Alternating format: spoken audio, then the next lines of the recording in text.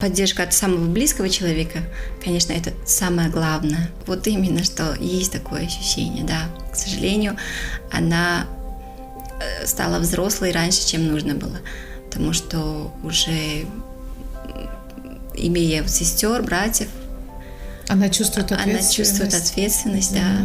Мне очень нравится, когда мы с мужем вместе куда-то выходим, да, вот в конце недели. Вдвоем, да, мне очень помогает тоже. А с кем оставляете вы свои дети? Слава богу, у меня большая семья, и если вы хотите, чтобы ваши дети были счастливы, сделайте счастливыми свою жену, да, их мать, их маму.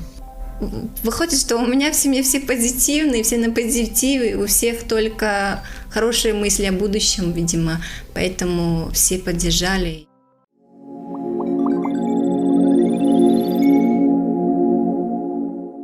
Привет! Это очередной выпуск цикла «Мне не страшно», который Академия трех медведей пишет совместно с общественной организацией «Руда» и национальной сетью «Ранний старт».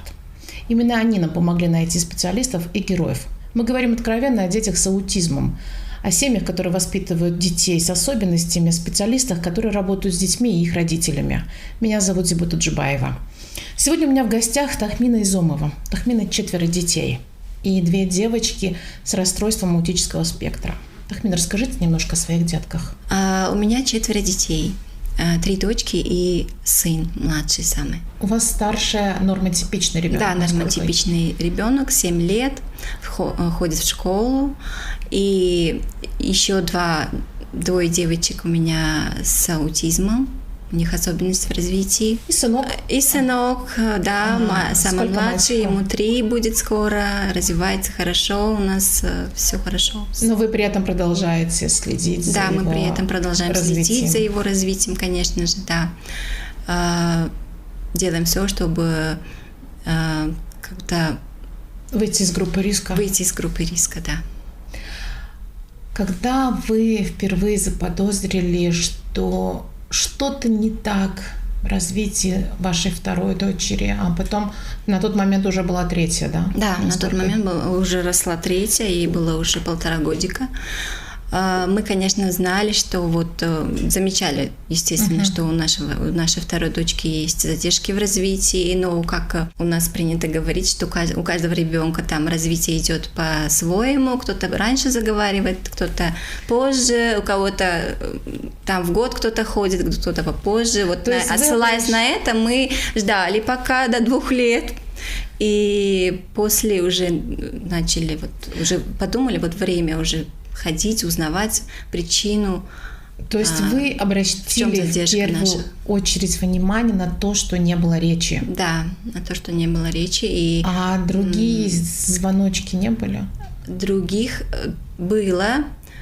Она, например, Нурия, вторую мою дочку так зовут, она не обращала внимания на свое имя, когда мы ее звали, она не смотрела. Она была очень пугливая, когда кто-то приходил, она пряталась в другой комнате, или даже наружная дверь, когда закрывалась, хлоп этой двери, это ее пугало сильно. Она была очень сильно, она боялась выходить на улицу. Тревожная такая была. Со звуками у нас проблем не было, только незнакомые люди, незнакомое место, это ее все пугало. А НИСО? Это 3-я ваша? С НИСО у нас все было хорошо, в принципе, ничего такого не замечали, когда еще ей...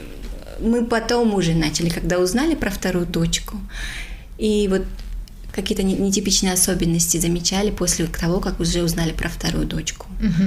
И начали уже обращать внимание на 3-ю тоже. И выяснилось, что у 3-й тоже есть это расстройство аутического спектра. Насколько я знаю, у вас полноценная семья, и ваш супруг не сломался, не ушел, как это иногда бывает, случается. Да, к сожалению, так бывает. И насколько важна для вас эта поддержка его? И мы очень много сейчас с вами до подкаста говорили о том, что это прям крайне важно. Мне кажется, для меня это самая главная поддержка. Родители, когда сталкиваются с такой ситуацией, первое, что им нужно, это поддержка. Это поддержка окружающих, поддержка от самого близкого человека. Конечно, это самое главное. Это не дает впадать в депрессию или я от него черпаю энергию, чтобы продолжать заниматься с детьми, продолжать верить, что у моих детей тоже будет все хорошо скоро. Вот они начнут разговаривать, они тоже, как все, пойдут в школу, или тоже, как нормотипичные дети будут себя вести. А депрессия была? Депрессия, она до сих пор как-то дышит мне в спину, мне кажется. Вот бывает черная полоса, белая полоса. Вот во время черной полосы у меня начинается эта депрессия. Но я верю, что после этой полосы будет белая, да, и пройдет это. Вот сейчас такой момент, но он пройдет и станет лучше. Занимаетесь с детьми вы вместе? Занимаемся мы, в основном я, конечно, потому что у нас муж зарабатывает на работе, да, устает, и в основном воспитанием детей занимаюсь я, так как я сейчас в декрете. Да. Водите в садик? Вожу в сад. В садик вожу на занятия специальные, но гулять мы идем вместе с мужем, да, когда он выходной день или вечером со своими детьми, да. Раньше это было немножко... У нас были, когда им было поменьше, они были... Им было по 2, по 3, мы редко выходили, потому что у нас в то время были истерики, были проблемные поведения в общественных местах. Мы реже выходили, но все равно продолжали выходить. Мы никогда не закрывались от общества. Мы ходили в гости, мы рассказывали, какие у нас сейчас, вот, например, что у нас произошло. Мы никогда не скрывали, что у нас вот дети растут с особенностями. Не скрывая, мы добились того, что нас поддерживали практически все, и соседи, и родственники, и знакомые. Почему вы думаете, что очень важно не закрываться как раз-таки таким? Очень важно, потому что если подумать о детях, для них самая главная проблема – это проблема находиться в обществе. Коммуникация, да. Поэтому, вот, находясь в обществе с самого раннего детства, мы их обучали, что вот общество, оно вот такое, да, вот где-то мы ведем себя вот так, вот общению. Это все им помогло стать тем, кем они сейчас являются. Вот, Ваша третья, да, Несоша, она ходит в обычный детский сад, да. Потому что вы ее туда отдали рано, и она привыкла, адаптировалась. Да, вот адаптация хорошо пошла. У нас был, конечно, тоже опыт первый раз, когда вторую дочку отдали. Сначала плакала, сидела, ждала меня у окна. Не получилось у нас отдать ее в сад первый раз. Но мы тогда еще не знали, что у нее есть особенность. Потом, когда узнали, есть особенность, нашли подход, как-то устроить ее в сад, и у нас получилось. Но она у вас ходит для деток с особенностями развития, да? Нет, она тоже пошла в обычный сад. Мы, обеих отдали в обычный сад первый раз, да. Уже тогда, когда узнали про особенности, мы начали ходить на занятия. По ходу вот этих занятий, обучения, мы поняли, как надо было, с чего надо было начинать, и у нас получилось. Тахмин, я хотела бы сегодня поговорить больше с вами о старшей дочери. Вообще, брата и сестру принято называть сиблингами, когда там сестры невозможно сказать, да, братья невозможно сказать, но также и говорят о нормотипичном ребенке и нетипичном ребенке в одной семье. То есть нормотипичный становится сиблингом для ребенка с особенностями развития, да? И у вас такой является старшая дочь. Да. Младший пока еще маленький, он еще пока только познает мир. А старшая, вы говорили с ней уже о том, что ее сестренки младшие, они немного отличаются от других? А может, и не отличаются? Разговора такого не было. Да, мне кажется, она пока еще не готова к такому разговору. Хоть и 7, но все равно это сложно объяснить, что есть особенности в развитии. Но она видит, что они другие, да, есть такое, там, мои еще не разговаривают. Она замечает, что она помогает. Она помогает, да. Она когда с ними играет, мы как часто старшим уже даем задание, вот присмотри за своей сестренкой, да. И вот она присматривает и подходит ко мне и говорит, вот она вот это хочет, даже вот их желание, если они чего-то хотят взять, она подходит, говорит, Вот Она Нурия уже- хочет этого, или Нисо хочет это, или же она вот это делает и предупреждает, вот, например, что-то, если не то, да. Она знает уже, то есть даже если Она, они даже не говорят, если я ей не она- говорила, она знает, что они у нее особенные, с особенностью. Не было про такого ощущения, что она повзрослела вдруг вот. Вот именно, что есть такое ощущение, да. К сожалению, она стала взрослой раньше, чем нужно было, потому что уже имея сестер, братьев, Она чувствует она ответственность. чувствует ответственность, за да. них. Да. А не требует, она не говорит, что вот, ну почему вот внимание мне чуть меньше, а оно, наверное, чуть Может, меньше да. все равно. Думаю, она этого хочет, конечно же, но так прямо она еще не говорила, что вот почему им, почему не мне, такого Нет, пока, нет, да. пока. То есть она принимает принимает, да. все как должное. То есть так Да. и должно быть, и никак иначе. Да. Когда вы планируете с ней говорить? Я не планирую пока. Я вот такой человек, который решает проблемы по мере необходимости. Вот мы сейчас порешаем проблемы, которые сейчас там есть у нас, задачи, которые есть, которых надо выполнить. Потом, когда надо будет, да, обязательно мы с ней поговорим, все объясним. А когда конечно надо же. будет? Это будет надо. Ну, Когда она придет сама? когда она спросит? сама уже все узнает и скажет, а мама, оказывается, это вот так, да. Узнала, молодец, умница. А подготовить? Не думали пока? Пока еще не думаю. А были ли ошибки какие-то с вашей стороны, за которые вы, например, себя корите в отношении старшей? Ошибки ей были, да, и есть, конечно же, да. Очень жалею. О чем? Например, о том, что она, будучи маленькой, стала взрослой уже. Да, бывает, что часто ее ругала из-за того, что из-за братьев и сестер. Что не Из-за брата, посмотрела, да. не досмотрела, не увидела. Не увидела, почему не остановила или почему мне не сказала. Бывает такое, что ругаешь ее не из-за того, что она что-то сделала, а сделал брат или сестренки. А сейчас этого нет тоже. К сожалению, это все еще есть. Ну, это, в принципе, по-моему... Но это стало поменьше, конечно же. Да. Работа над собой. Работаем над собой, да. И стараемся меньше, больше любви, меньше строгости, меньше... Вы восполняете вот этот пробел Да. во внимании именно любовью. Да. Обнять, понежить, Обнять, да. сказать Что ты успокоить. хочешь, да, конечно, да, мы пойдем, да. Это все хвалить больше стало, да. А учится хорошо? Хорошо учится, да, молодец она. 5 приносит домой, А радует. да. Тахмин, как не выгореть самой с 2 особенными детьми? Потому что это довольно тяжелый труд, это каждодневный труд, ежечасный. Не все получается. Вы говорите, что вы черпаете энергию у своего супруга, но при этом как вы себя настраиваете на то, чтобы вот нужно идти к цели? Мы очень часто просто об эмоциональном выгорании говорим, даже просто будучи постоянно на работе, и то эмоционально выгораешь. А как вам?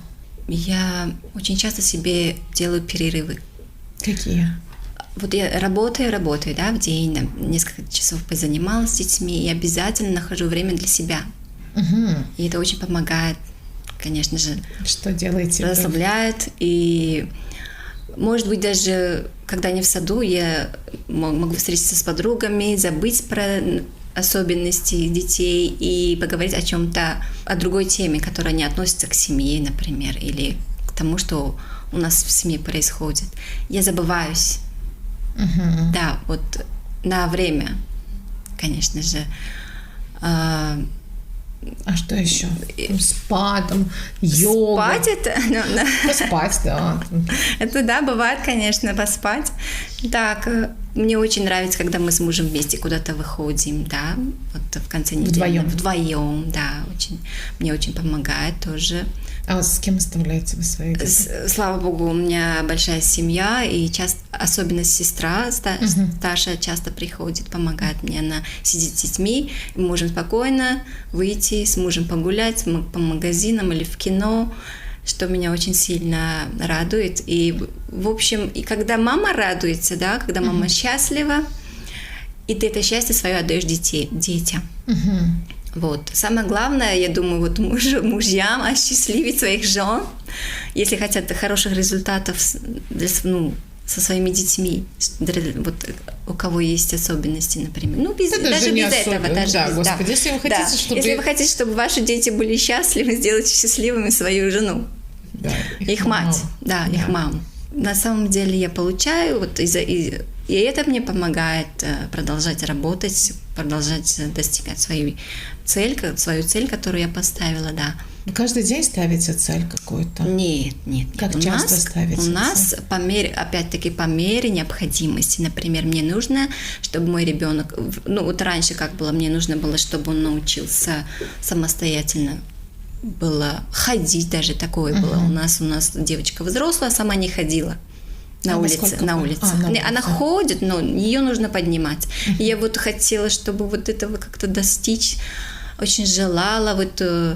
И вот цель была вот эта, чтобы она ходила самостоятельно. И вот у нас постепенно получилось, что она начала сама ходить уже на улице. Своим ходом пойти в сад, пойти на занятия. Сейчас какая цель? Сейчас цель научить их речи, чтобы обращенная речь уже у них появилась. У них есть слова, да, какие-то, или они повторяют за тобой, но такой обращенной речи пока нет.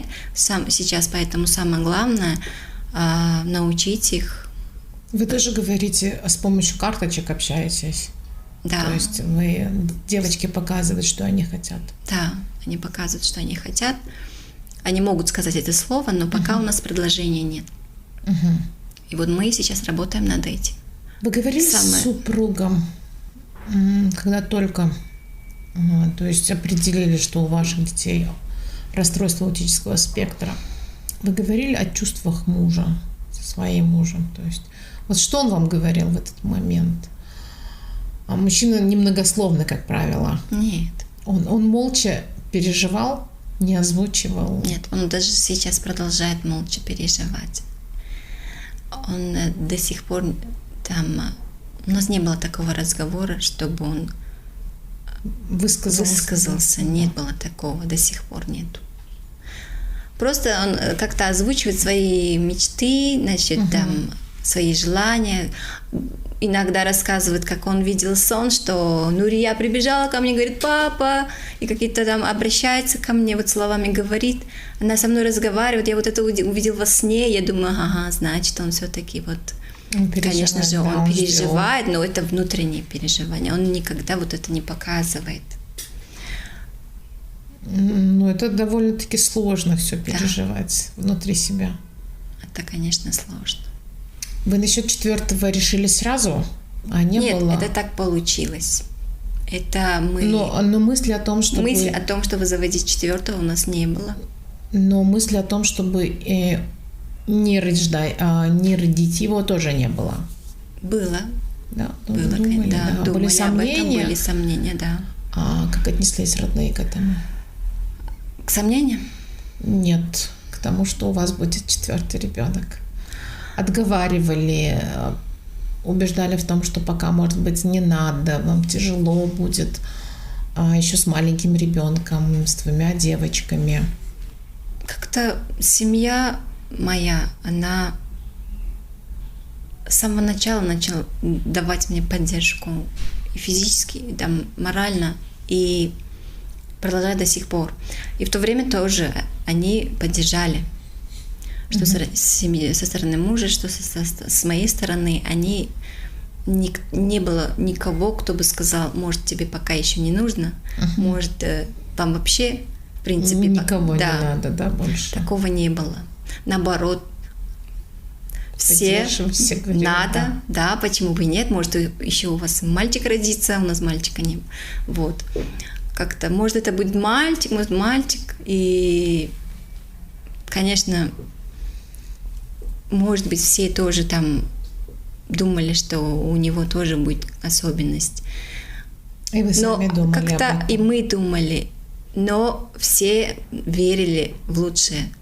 Все выходит, что у меня в семье все позитивные, все на позитиве, у всех только хорошие мысли о будущем, видимо. Поэтому все поддержали, и никто не отговаривал. Тахмин, все радовались.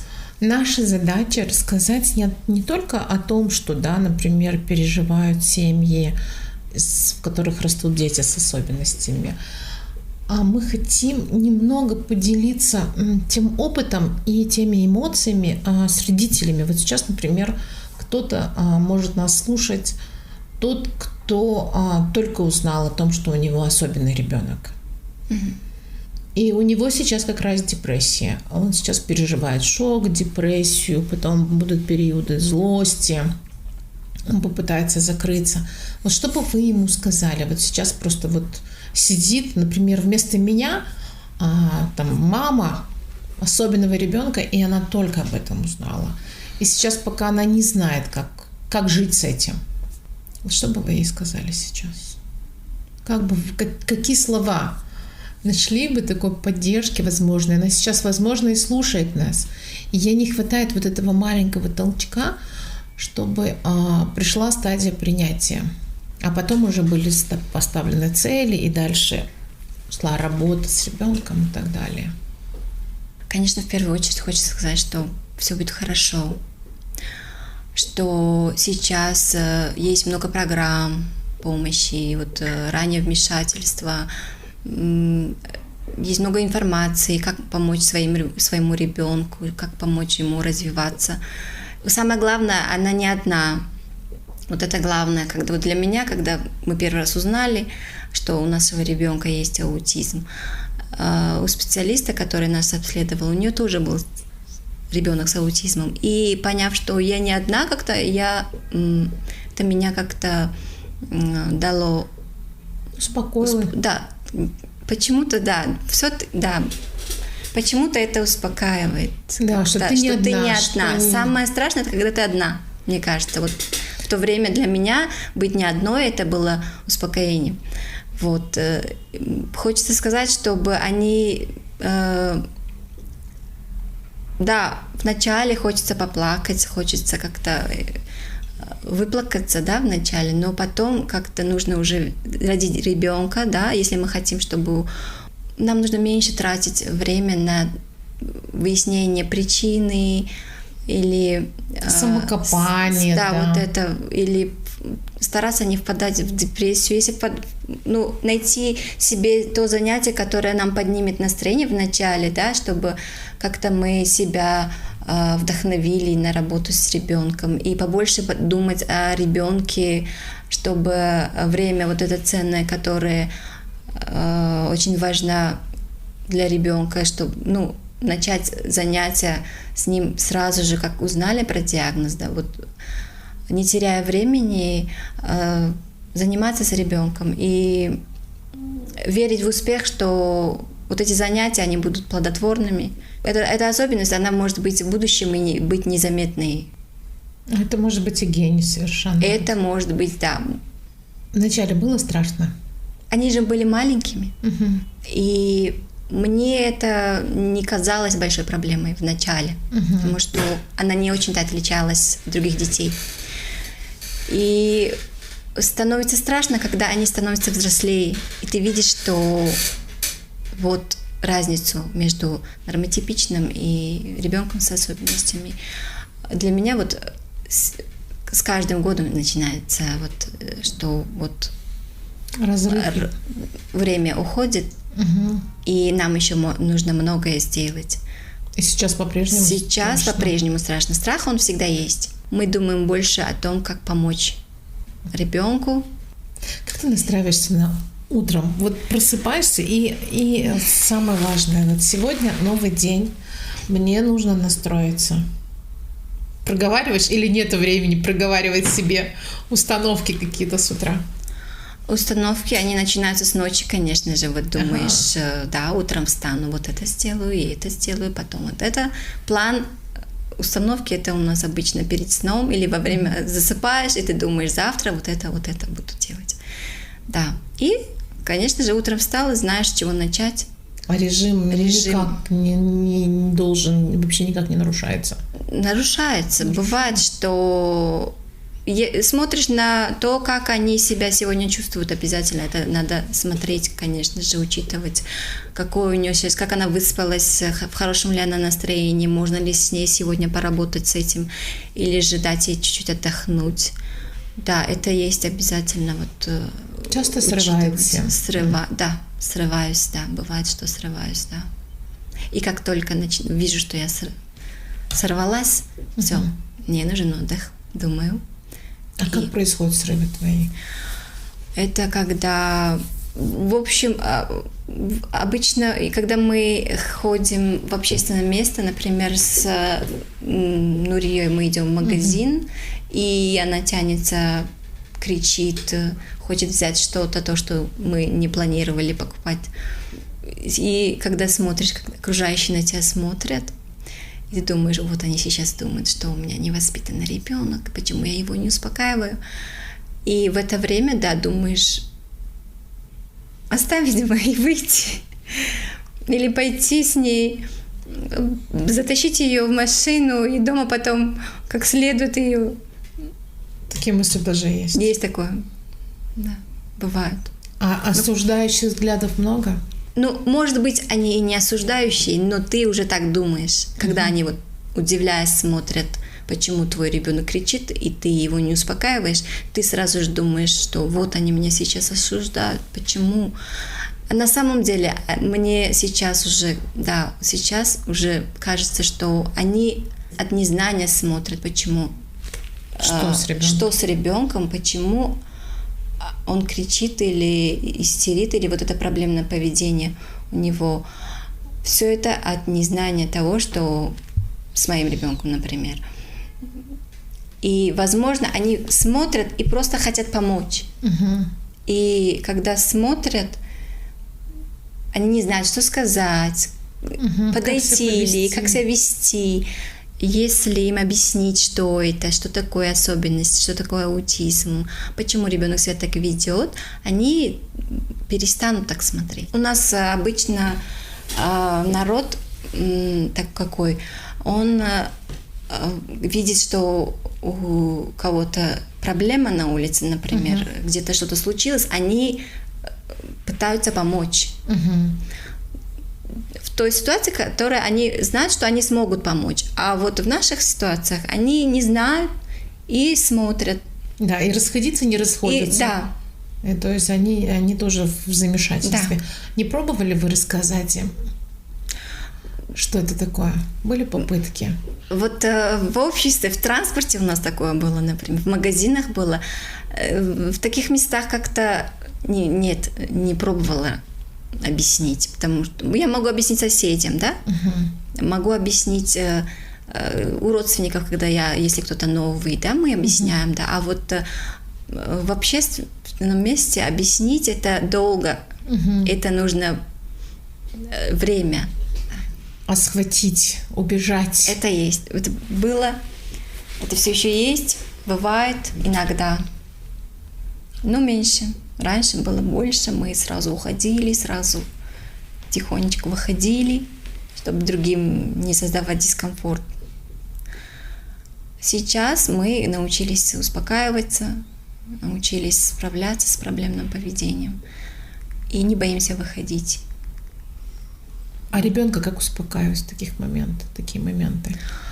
Вот как вы находите, да, способ? Да, у каждого свой индивидуальный подход, да. Например, у меня с дочкой. У обеих, да? У обеих, каждый отдельно. Да, отдельно. Например, с Нурией у нас хорошо идет, когда мы ее обнимаем, или я прямо в глаза смотрю и улыбаюсь, это тоже ее успокаивает. Или же, если не это помогает, то я начинаю делать так же, как она. Вот, например, она кричит, я тоже, но не так громко, чуть-чуть там притворяюсь, что я кричу. Это как я использую метод интенсивного взаимодействия прямо там, в общественном месте. Вот. И это мне помогает, да. А с Нисо как? С НИСО она никогда такого у нее не было, чтобы она в общественном месте как-то себя вела, чтобы ее надо было успокаивать. Она у меня ведет себя уж, скажем так, слишком спокойно. У вас наоборот, наоборот. Да? Здесь слишком спокойно она. Да. Но при этом у нее могут быть истерики по другому поводу, не в общественном месте. Да, у нее могут быть сейчас, не знаю, сейчас какой-то период начался, да, есть такое сейчас. Раньше не было, но сейчас появилась. С НИСО она, так как слишком тихая, с успокоением немножко сложнее, чем с Нурией.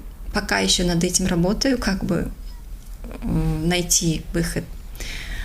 Использую вот игноры вот этого проблемного поведения. Это дома случается чаще всего? Это дома случается, да. То есть не в общественном месте? Нет. И вы даете ей возможность самой успокоиться? Самой, да. А как реагирует старшая в этот момент? Старшая уже привыкла. Да? Да, она тоже пытается. Она помогает с другими, мы же вместе выходим. Она держит братика или она держит НИСО, пока мы с Нурией успокаиваемся. Поэтому она уже привыкла, она помогает. Она, глядя на вас, пытается какие-то методы уже использовать, чтобы успокоить сестренок. Да, она действительно помогает. Она обнимает, она целует, она гладит. Бывает, что по голове, если погладить. То есть вы заметили, она копирует ваше поведение? Она копирует, да. А как вам помогла работа в центре Рода? То есть вы пришли ведь туда сначала с девочками, а потом остались там работать? Да, очень сильно мне помогла работа, конечно. До того, как выйти на работу, я сидела дома. Это в первую очередь помогло мне, что я вышла в общество. Когда женщина выходит в общество, она становится более самостоятельной. И стала развиваться как личность. И в работе обрела там семью. Это была еще одна семья, которая поддержит и знает о проблемах. И они, вот мои коллеги, они мне как сестры до сих пор, и они поддержат и словом, и физически, и плюс к поддержке я научилась методике обучению детей, да, я научилась раннему вмешательству, да, и там же я научилась не бояться аутизма, я научилась справляться. Да. И самой, и помогать другим. И самой, и помогать другим. И вы планируете после декрета возвращаться на работу? Да, обязательно. Конечно же, я хочу вернуться на работу и помочь другим пережить это так легко, как мы это пережили. Ну, не легко, а как-то, скажем... полегче, возможно, чем другие. Полегче, чем другие. И верили, что все будет хорошо. А на своем примере это что легче?